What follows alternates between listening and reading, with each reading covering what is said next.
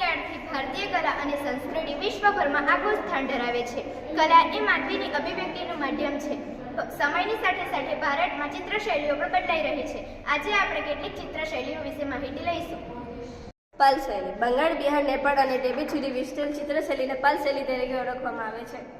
રાજપૂત શૈલી રાજસ્થાન અને મધ્યપ્રદેશમાં રાજપૂત રાજાઓના આશ્રય 10મી થી 16મી સદી દરમિયાન આ શૈલી પ્રચલિત થઈ હતી. તેમાં લઘુચિત્રો અને બીજચિત્રોનો સમાવેશ થાય છે. કાંગડા શૈલી કાંગડા ભારતીય ચિત્રશૈલીનું એક આગવું પાસું છે. હિમાલયના પહાડી પ્રદેશોમાં રાજસ્થાન અને મુઘલ ચિત્રકારોએ મળીને આ ચિત્રશૈલી વિકસાવી હતી. હું તમને જૈન ચિત્રશૈલી વિશે જણાવીશું.